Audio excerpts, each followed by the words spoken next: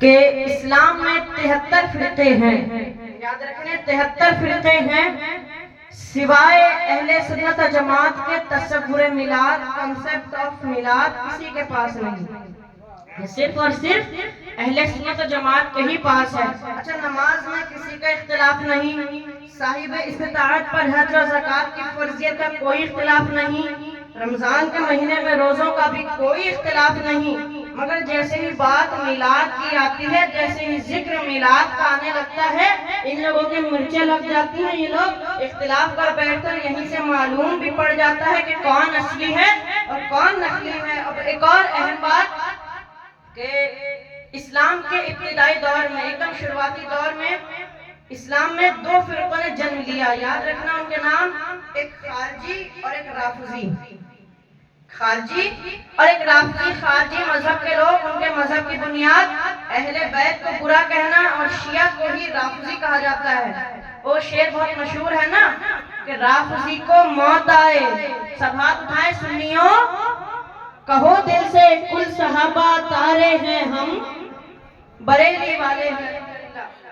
تو شیعہ مذہب کی بنیاد صحابہ کی توہین ہے۔ اب ذرا دیکھیں ان دونوں مذہب میں آپ کو صرف ایک ڈیفرنس ملے گا کہ شیعہ لوگ صحابہ کو برا کہتے ہیں، صحابہ کی توہین کرتے، اور اہل بیت کی توہین خارجی لوگ کرتے۔ مگر حضرات، انگریزوں کے دوارا جو فرقہ پیدا کرایا گیا، انگریزوں نے جس فرقے کو جنم دیا، ان کے مذہب میں نہ اہل بیت کو مانا جاتا، نہ صحابہ کو، نہ انبیاء کرام کو، نہ اولیاء کرام کو۔ ان کا مذہب ہے جن کو وہابی، دیوبندی، نجدی، سلفی، اہل حدیث کہا جاتا ہے۔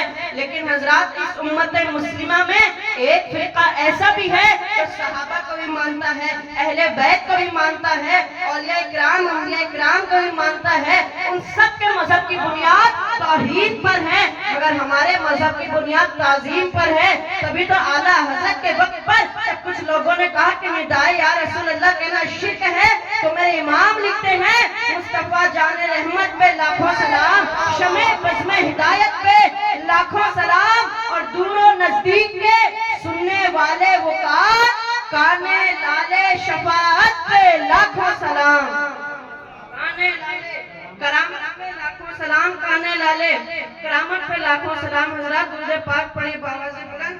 اللهم صل على سيدنا شفيعنا مولانا محمد بارك وسلم صلوا عليه وسلم عليك يا رسول الله صلی اللہ علیہ وسلم۔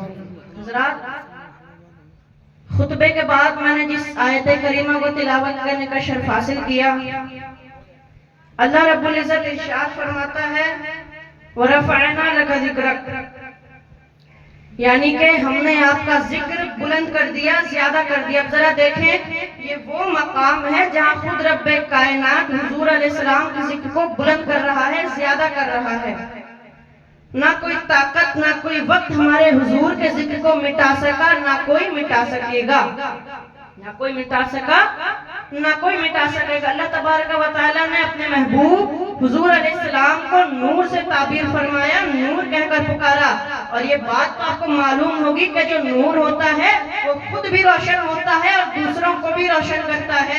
نور کی خاصیت ہی ہے دوسروں کو چمکانا مثلا۔ لیکن حضرات، آپ دیکھ سکتے ہیں یہ آسمان کے چاند، سورج، ستارے نور ہیں، اسی کے نکلنے سے ہمارا ظاہر چمکتا ہے، اسی کے نکلنے سے پوری دنیا میں نور پھیل جاتا ہے، روشنی پھیل جاتی ہے۔ مگر حضرات، قربان جاؤں مدینے کے چاند پر، قربان جاؤں آمنہ کے لال پر، ان کی تو یہ شان ہے جب نور محمدی چمکتا ہے تو پھر ہمارا ظاہر ہی نہیں، باطن کو بھی منور فرما دیتا ہے، جسم کو بھی منور فرما دیتا ہے۔ تبھی تو کسی نے کہا تھا کہ ہرا کے غار سے شمع نبوت کی کرن پھوٹی، اجالا ہی اجالا ہو گیا ہر سو زمانے میں، اجالا ہی اجالا ہو گیا ہر سو زمانے میں۔ حضرات، اور آپ کے 3-4 منٹ لوں گا۔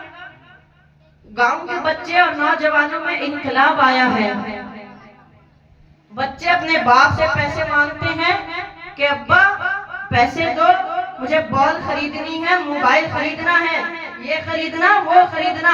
مگر جیسے ہی بچوں کو 12 ربیع الاول کا چاند نظر آتا ہے، 12 ربیع الاول کا چاند نظر آتا ہے، بیٹا اپنے باپ سے پیسے مانگتا ہے کہ ابا پیسے دو، مجھے جھنڈے خریدنے ہیں، लाइट खरीदनी है। अब आप लोगों का पूरा मोहल्ला सज गया है। अब उधर से कुछ उलमाए देवबंद आते हैं और पूछते हैं कि हजरत यार अम्मा यार ये बताओ कि मिलाद मुस्तफा कहाँ से साबित है, कहाँ कहीं लिखा है? और पता है किन लोगों से करेंगे सवाल?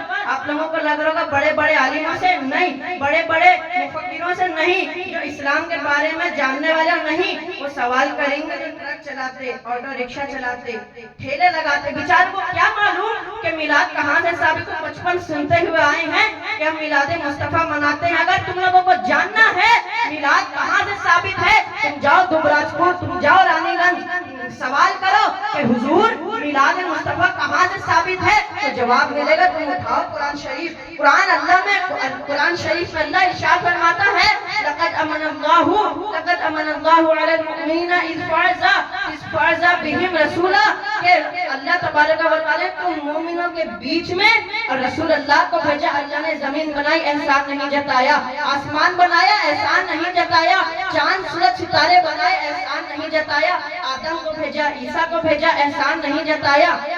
हत्ता के अल्लाह तबारक व तआला ने मौला अली शेर खुदा को भेजा, एहसान नहीं जताया। जब अल्लाह तबारक व तआला ने अपने महबूब को भेजा तो इरशाद फरमाया, क्या इरशाद फरमाया? लक़द अमनल्लाहु अलल मुमिनीना इज़ फ़अज़ा बिहिम रसूला, कि मैंने तुम सबके बीच में अपने रसूल को भेजकर एहसान करा है।